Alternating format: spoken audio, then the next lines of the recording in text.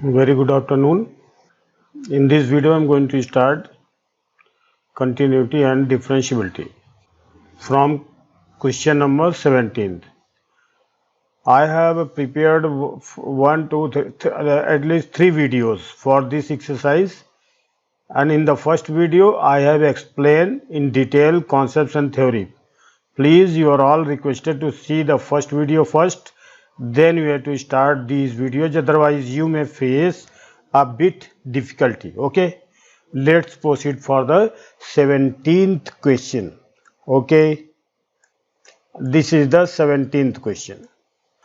Find the relationship between A and B. यानी A और B में क्या रिलेशन है, ऐसा रिलेशन जिससे कि फंक्शन जो है कंटिन्यूअस x बराबर 3 पर हो जाए। यानी देखिए कि अगर फंक्शन कंटिन्यूअस है तो a और b का रिलेशन हमें ज्ञात करना है। यानी गिवन में क्या है हमारे पास कि फंक्शन जो है वो कंटिन्यूअस है। ध्यान दीजिए, वेरी इंपॉर्टेंट पॉइंट होता है ये कि गिवन में क्या है हमारे पास कि फंक्शन जो है वो कंटिन्यूअस है। ठीक है, तो हमारे पास जो फंक्शन है वो कंटिन्यूअस है। यानी गिवन में क्या दिया है ये मैं लिख देता हूं, function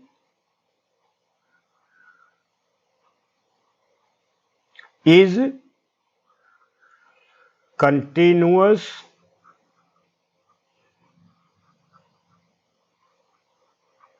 at x equal to 3।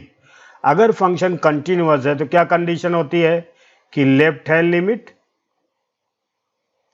Is equal to right hand limit is equal to function की वैल्यू f3 पे। यानी लेफ्ट हैंड लिमिट और राइट हैंड लिमिट इसी 3 पर ये तीनों बराबर होने चाहिए। Left hand limit at 3, right hand limit at 3 और फंक्शन की तीनों वैल्यू बराबर होनी चाहिए। और ये यूं भी कह सकते हैं कि limit x tends to 3 negative is equal to right hand limit x tends to 3, ये साइन जो है पॉजिटिव का होता है, function of x is equal to function of 3। ये गिवन में दिया है। ठीक है, तो बिल्कुल सिंपल सा काम है कि हमें left hand limit, right hand limit और फंक्शन की वैल्यू ये तीनों हमें निकाल लेनी है और बराबर कर देनी है, तो अपने आप रिलेशन हमें आ जाएगा। ठीक है, तो सबसे पहले f3 निकालते हैं। At x is equal to 3, function की वैल्यू क्या होगी f3। तो देखिए ये जो फंक्शन है x इज लेस देन 3 भी है और x इज लेस देन 3 भी है और इक्वल भी 3 के है। तो ये फंक्शन x इक्वल टू 3 के लिए यही फंक्शन लेंगे। ठीक है, तो हमने क्या किया, a इंटू 3 प्लस 1, ये आ गया अपना 3a प्लस 1। और लेफ्ट हैंड लिमिट लें, लेफ्ट हैंड लिमिट लिया हमने बराबर limit x tends to 3 negative लगा दिया। और फंक्शन ऑफ कौन सा फंक्शन हम लेंगे, देखिए तो चूंकि हमने लेफ्ट हैंड लिमिट ली है तो 3 से छोटे के लिए फंक्शन यहां पर हमें लेना है। यानी वो फंक्शन जो 3 से छोटे के लिए डिफाइन है। ठीक है, तो 3 से छोटे के लिए केवल यही फंक्शन डिफाइन है, तो यहां लिखेंगे ax प्लस 1। फिर अब लिमिट लेते समय हम x की जगह 3 लिख देंगे, तो आ गया ये 3a plus 1, right. And right hand limit, right hand limit is equal to limit x tends to 3 positive. कौन सा फंक्शन लें, x इज ग्रेटर देन 3 के लिए, तो यहां पर है bx प्लस 3 और जब हम x की वैल्यू 3 लिखेंगे तो 3b प्लस 3, ठीक है। अब हम एज गिवन कंडीशन क्या लिख सकते हैं, left hand limit, right hand limit और फंक्शन की वैल्यू। ये देखिए, left hand limit, right hand limit, function की वैल्यू तीनों बराबर लिख दो। क्या हो जाएगा, लेफ्ट हैंड लिमिट हमारे पास क्या आया 3a प्लस 1 है, राइट हैंड लिमिट हमारे पास क्या है 3b प्लस 3 और फंक्शन की वैल्यू क्या आई 3a प्लस 1। ये तीनों बराबर है, ये दोनों तो एक ही जैसे ही हैं, हमें तो ये चीज ले लेनी है इसके साथ।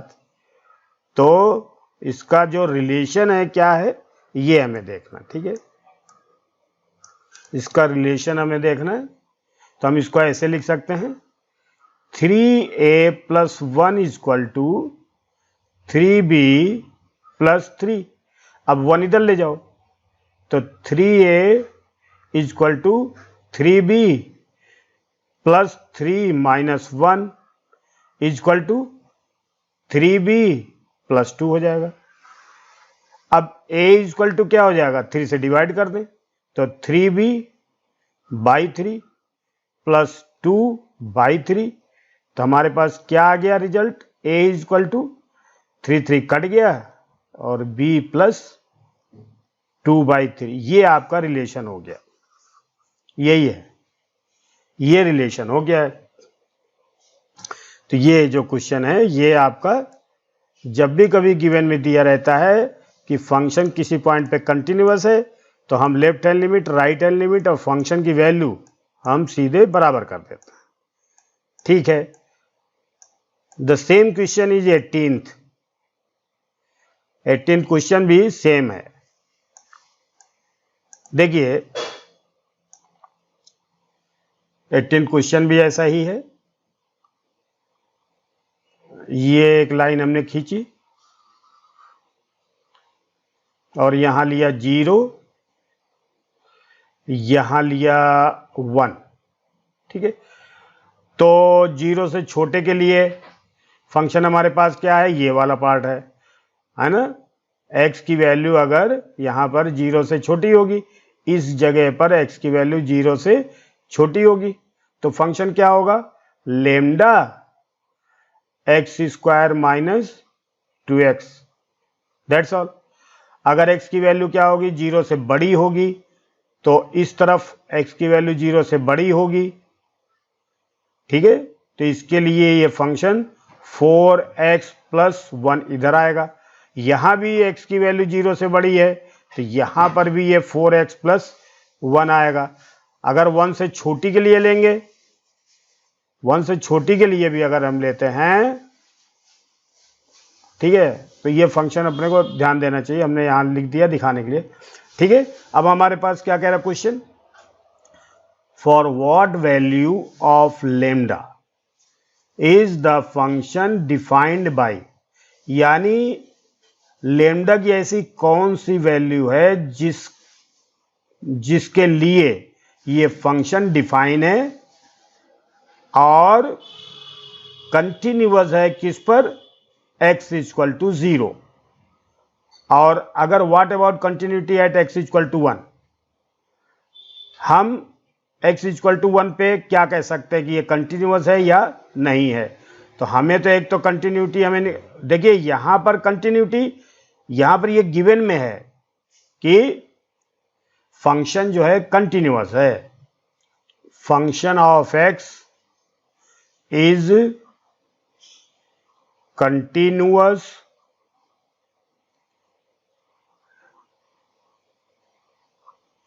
at x equal to 0. So left hand limit x tends to 0, negative function of x is equal to limit x tends to 0 from the right side function of x is equal to function की value 0 पर।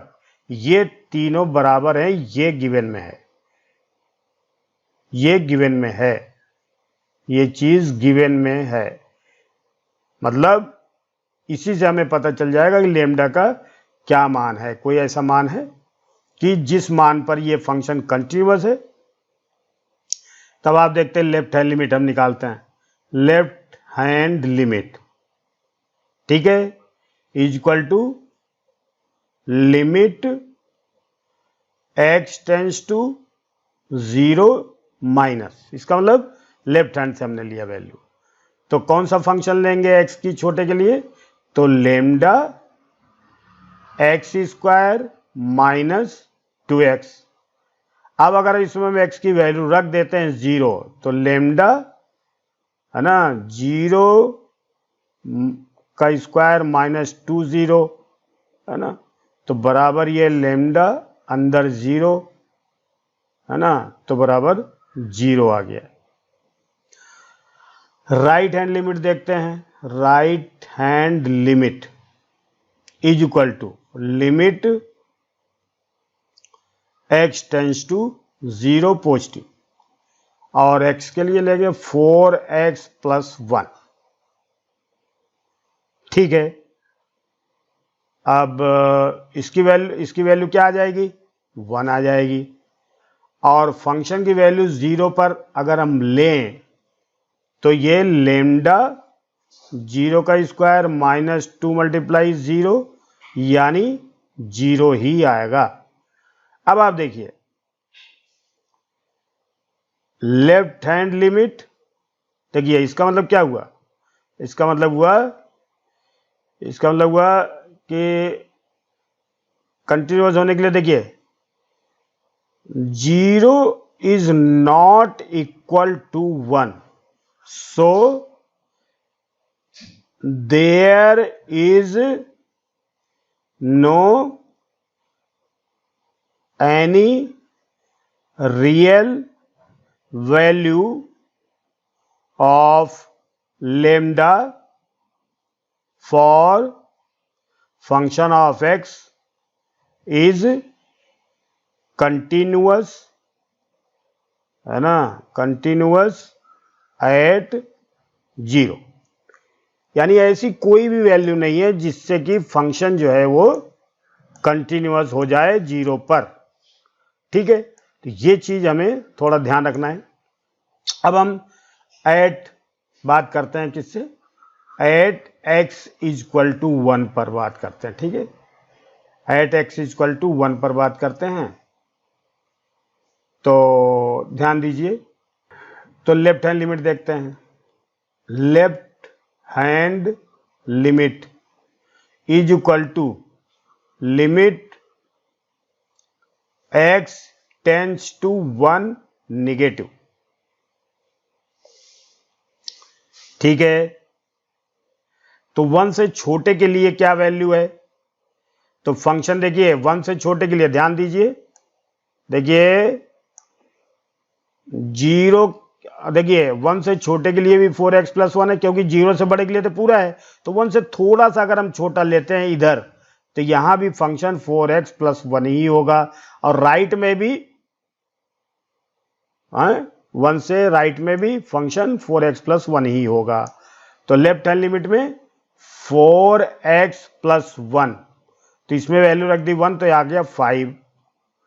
Right hand limit हमने लिख दी, है ना, तो limit A B, क्या value तो वही लेंगे हम 4x प्लस 1, फिर इसकी वैल्यू भी 5 आएगी, और फंक्शन की वैल्यू x बराबर 1 पर कहां से लेंगे? 1 की वैल्यू इसी में लेंगे, 4 मल्टीप्लाई 1 प्लस 1 यानी 5। Function is continuous at x is equal to 1, ये हो गया अपना, ठीक है।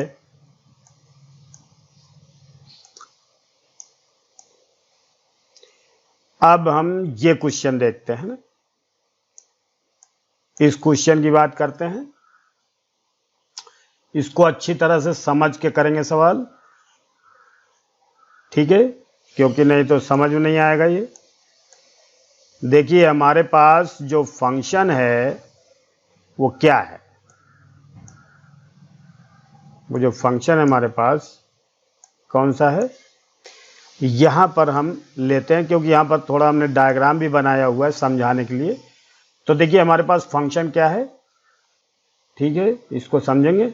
Function of x is equal to x minus, ये जो साइन है ये ग्रेटेस्ट इंटीजर फंक्शन होता है, ये ग्रेटेस्ट इंटीजर फंक्शन होता है। इसके लिए थोड़ा सा मैं आपको समझा दूं तब मैं इसको यहां चालू करूंगा, ठीक है, क्योंकि ये सवाल जब समझ में तभी आएगा जब ये ग्रेटेस्ट इंटीजर फंक्शन आपको समझ में आ जाए। ये है greatest integer function, greatest integer function.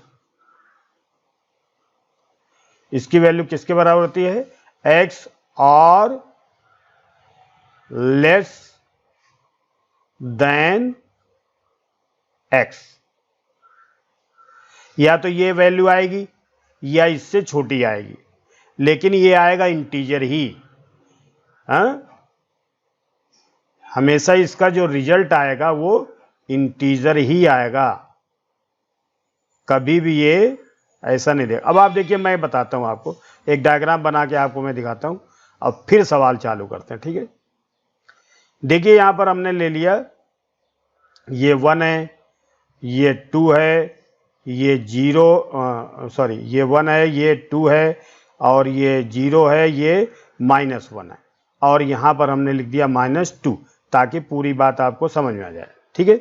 अगर हम x की वैल्यू की बात करें, मान लीजिए x की वैल्यू हमारे पास -2 से ग्रेटर है या इक्वल है, लेकिन -1 से छोटी है, यानी x की कोई भी वैल्यू -2, देखिए -2 ये है, -2 ये है, ये भी हो सकता है, और -2 के बराबर भी है और इससे बड़ा भी हो सकता है, लेकिन -1 नहीं होगा, ये इंक्लूड नहीं है।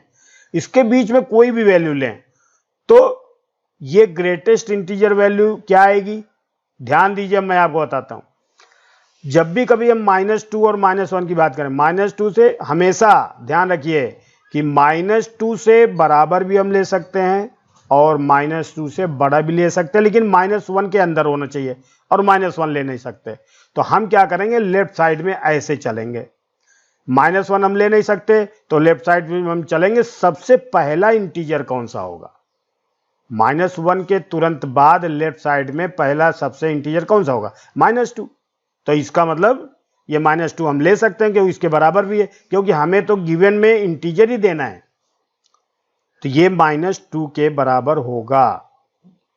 इसी तरह से अगर x की वैल्यू हम -1 से बड़ी या बराबर और 0 से छोटी रखें, सॉरी 0 छोटी रखें, तो देखो -1 से बड़ी या बराबर लेकिन 0 छोटी, यानी 0 इंक्लूड नहीं है, तो -0 से 0 हम ले नहीं रहे हैं, तो 0 के लेफ्ट साइड में हम जब चलते हैं तो सबसे पहला इंटीजर कौन सा आएगा, देखिए इधर चलते हैं ऐसे, तो सबसे पहला इंटीजर हमारे पास 0 ही, सॉरी -1 से बड़ा और 0 छोटा, तो -1 आएगा।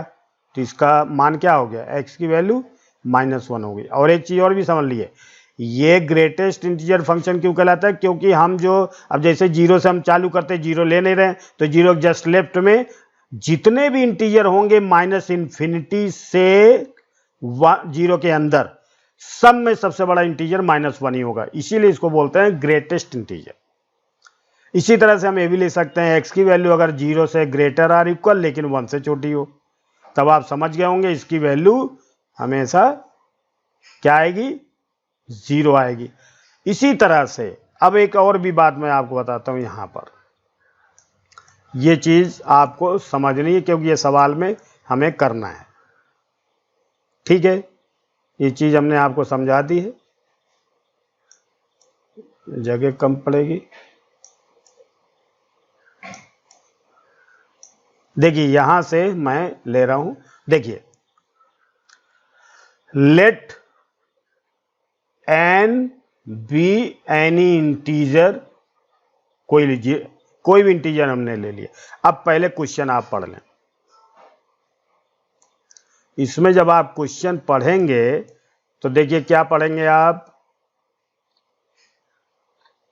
ये देखिए, शो दैट, थोड़ा और देख लीजिए बड़ा, show that the function defined by g x minus greatest integer function is discontinuous at all integral points. यानी अगर हम कोई भी इंटीजर लेते हैं तो वो इंटीजर पे डिसकंटिन्यूअस होगा। कोई भी इंटीजर, चाहे 0 हो, -1 हो, -2 हो, -3 हो, तो इंटीजर तो बहुत सारे हैं, तो हमने एक जनरल इंटीजर हम मान लेंगे, उसको हम उस पे हम इसको कोई एक पॉइंट ले लेंगे, जनरल पॉइंट। जनरल पॉइंट जब भी हम लेते हैं तो कोई ना कोई इंग्लिश का अल्फ़ाबेट लेते हैं। ए ले लिया हमने, तो ए जो है पूरे इंटीजर को रिप्रेजेंट करेगा। तो अगर ए के लिए ये सिद्ध हो जाता है कि ये फंक्शन जो है कंटिन्यूअस है या डिसकंटिन्यूअस है, तो वो पूरे सेट के लिए सिद्ध हो जाता है। इसका मतलब ये होता है, ठीक है। तो अब आप देखिए यहाँ मैं यहाँ पर यहीं से चालू कर देते हैं, ये लिखा हुआ है डायग्राम में भी मैं आपको दिखा देता हूँ एक चीज़। यहाँ पर एक डायग्राम देखिए, let n belongs to z, एक इंटीजर हमने कोई मान लिया। अब देखो ग्रेटेस्ट इंटीजर क्या होगा कि अगर हम इफ x की वैल्यू n से ग्रेटर हो, मतलब आप ये समझ लें n की वैल्यू क्या होगा, n की वैल्यू n-1 से ग्रेटर और इक्वल होगी, लेकिन n+1 से ये छोटी होगी।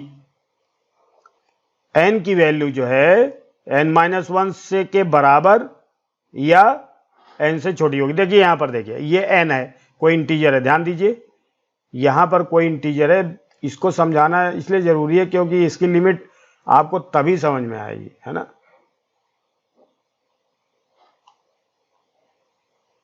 देखिए n जो कोई इंटीजर हमने यहां लिया है, ठीक है। अब अगर n के कोई भी वैल्यू अगर n से छोटी होगी, देखिए कोई भी वैल्यू अगर n से लेस देन n हुई लेकिन n-1 से बड़ी या बराबर हुई, तो इसका मतलब इसके बीच में ये वैल्यू रहेगी n-1। देखिए यहां पर n है और यहां पर ये तो हम ले नहीं सकते, तो n-1 से बड़ी या बराबर, n से छोटी, तो n तो हमने ले नहीं सकते, तो इसकी वैल्यू कौन सी आ जाएगी, तो ग्रेटेस्ट इंटीजर फंक्शन की वैल्यू क्या आएगी, ये आ जाएगी n-1। सीधी सी बात है। अगर हम इसमें n की वैल्यू लें यानी x बराबर n ले लें, तो इसमें x की वैल्यू की जगह हम n लिख देंगे। चूंकि n इंटीजर है तो वो इंटीजर ही देगा, ठीक है। अगर हम कोई वैल्यू x यानी n की वैल्यू क्या करें, हम n से बड़ा लें, यानी कोई भी वैल्यू लें जो n से बड़ी हो या बराबर हो लेकिन n+1 यानी अगले वाले इंटीजर से छोटी हो, तो ये तो हम ले नहीं सकते, तो इसकी वैल्यू क्या हो जाएगी, यहां पर कोई भी इंटीजर होगा तो इसकी वैल्यू इंटीजर x की जगह पर हम क्या लिख सकते हैं, n लिखेंगे, ठीक है। तो ये कंडीशन हमें अब लिखना पड़ेगा। अब आप देखिए लेफ्ट हैंड लिमिट और राइट हैंड लिमिट, ठीक है। यहां पर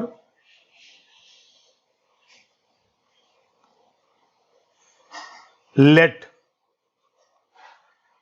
n बिलोंग्स टू z, कोई भी वैल्यू हमने ले ली, z का मतलब आप समझ गए होंगे कि dash dash dash -3 -2 -1 0 1 2 3 and so on up to infinity. तो इसमें से कोई भी वैल्यू हो सकती है, जनरल वैल्यू है। देन लेफ्ट हैंड लिमिट लिखेंगे, at n equal to at x equal to n, कह रहे ना, हम कोई वैल्यू ले लेते हैं, left hand limit, left hand limit बराबर लिमिट यानी x टेंस टू n और वो भी निगेटिव यानी लेफ्ट साइड से। तो यहां पर अगर हम फंक्शन यही लिखेंगे, लेफ्ट के लिए भी राइट के लिए भी यही लिखेंगे, तो देखिए यहां तो कोई भी नंबर हम जो लिखेंगे वही लिखेंगे माइनस, लेकिन यहां जो ग्रेटेस्ट इंटीजर फंक्शन क्या है, ये लेस देन क्या है, x की जो वैल्यू है n से लेफ्ट साइड से चल रही है, तो ये इसकी वैल्यू क्या हो जाएगी, n-1 हो जाएगी। अभी अभी हमने पीछे निकाला, तो इसकी वैल्यू क्या हो जाएगी, n-n+1 यानी 1 आएगा ये। राइट हैंड लिमिट हम लेते हैं, राइट हैंड लिमिट हम लेते हैं, तो limit h tends to n, यहां पॉजिटिव लिखेंगे कि राइट हैंड के लिए पॉजिटिव लिखते हैं, और यहां पर जो लिखेंगे वो तो लिखेंगे ही, यहां पर ये जो है इसकी वैल्यू हमने वैल्यू रख दी है, इसे ध्यान रखिए। तो यहां तो n ही आएगा, इस जगह पर ध्यान दीजिए, यहां पर फंक्शन मैं यहां लिख देता हूं x minus greatest integer function. तो यहां देखिए हमने x की जगह तो n लिख दिया, और ये जो है ये ग्रेटेस्ट इंटीजर फंक्शन है, तो ये अगर n से थोड़ा छोटा होगा तो एक घट जाएगा, तो ये वैल्यू आएगी। अभी अभी हमने आपको डायग्राम में भी समझाया था। अगर x की वैल्यू n से थोड़ी सी बड़ी लेंगे तब हम n की तरफ चलेंगे, तो ये फंक्शन की वैल्यू n माइनस और इसकी वैल्यू यहां पर सीधे n ही आएगी, है ना, तो ये वैल्यू हो जाएगी 0। अब लेफ्ट हैंड लिमिट और राइट हैंड लिमिट इक्वल नहीं है, ठीक है, देखिए अब इक्वल है नहीं है, ध्यान दीजिए, ये n है, n से थोड़ी सी वैल्यू अगर हम कम लें तो n-1 की तरफ, ये देखो ये वैल्यू है कि नहीं, देखिए n-1 की तरफ है तो n-1 लिखेंगे, और n से थोड़ा ज्यादा लें तो केवल n ही लेंगे, यहां पर आएगी वैल्यू तो n लिखेंगे, तो यानी ग्रेटेस्ट इंटीजर फंक्शन की जगह पर ये लिखेंगे, ठीक है।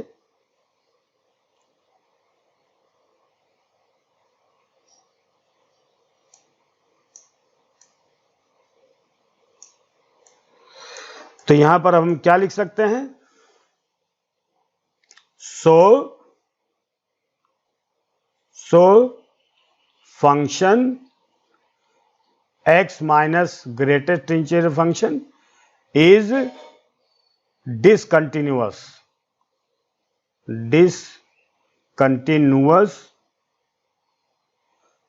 for all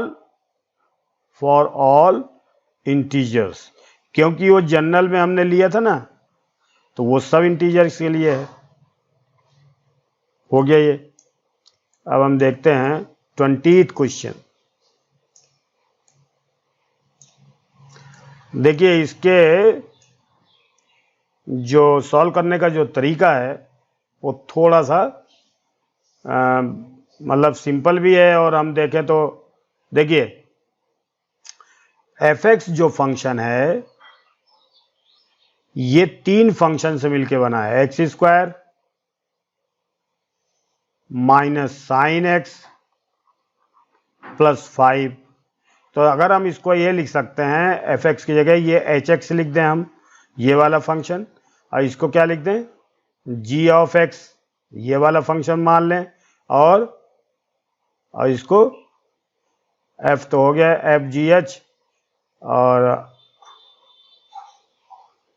j of function of x, ये मान लिया हमने 3 फंक्शन। अब आप देखिए ये फर्स्ट मेथड, मैं इसको बोल देता हूं फर्स्ट मेथड, ठीक है, इसको हम फर्स्ट मेथड कह सकते हैं, सिंपल मेथड।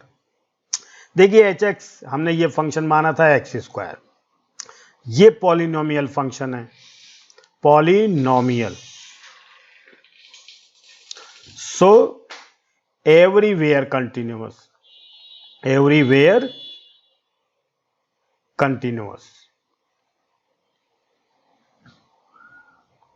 ठीक है, ये तो कंटिन्यूअस हो गया। अब g ऑफ x क्या है, minus sine x,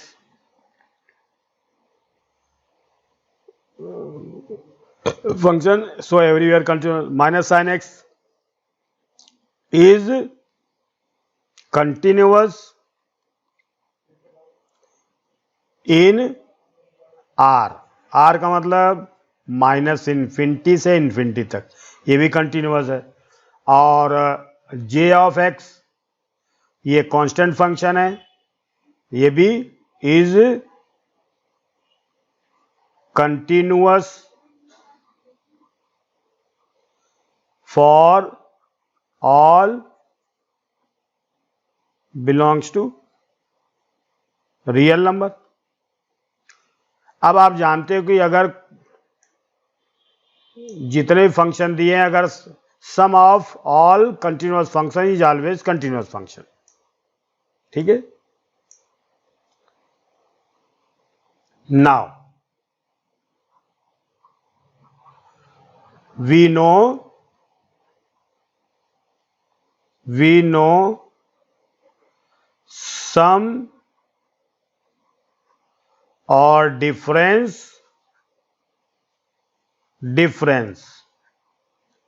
of continuous functions is also continuous।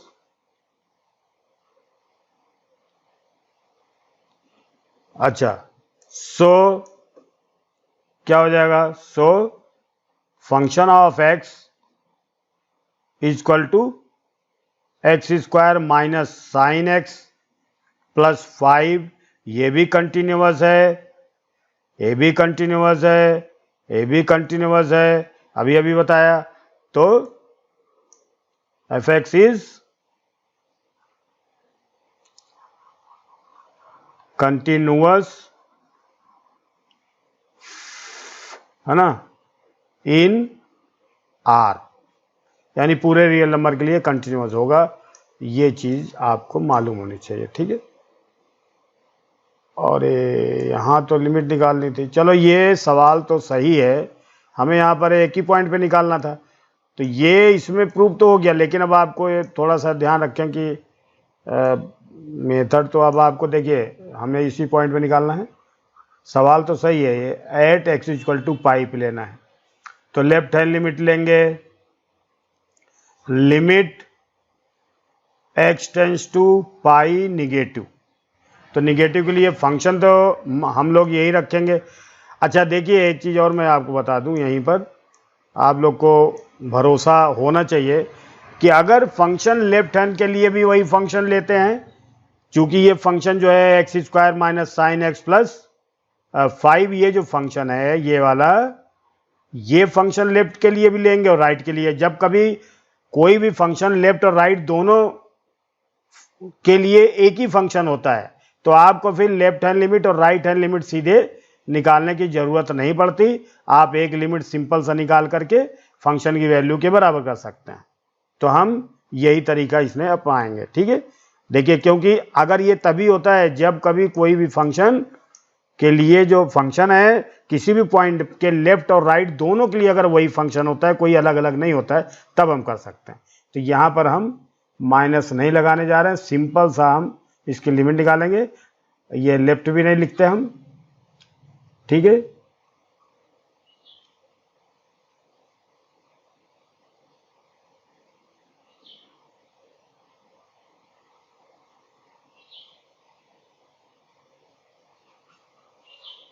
तो केवल हम लिमिट निकालेंगे किस पर? एक्स इक्वल टू पाई पर।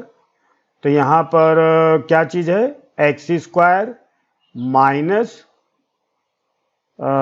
साइन एक्स प्लस 5, एक्स जगह हमारे पाई लिखना है।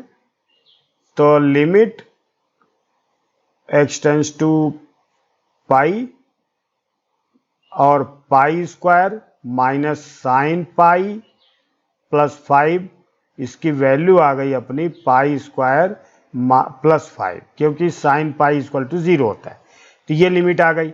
और फंक्शन की वैल्यू भी पाई पर अगर हम देखें तो यही वैल्यू रखेंगे, pi square minus sine pi plus 5।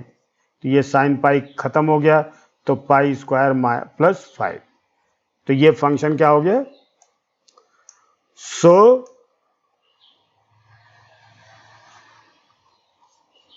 Function is continuous at x equal to pi. ठीक है, x इक्वल टू पाई, ये कंटिन्यूअस हो गया। Okay sir, thank you very much. I have done from 17 to 20, and the video is going to so lengthy, so I am going to stop, and the remaining question will be in the next video. Thank you very much, and you are all requested to subscribe, like and share if you like this video, and if you have some suggestions then or comments, then your comments and suggestions will always be welcomed. Thank you very much again. Take care of yourself.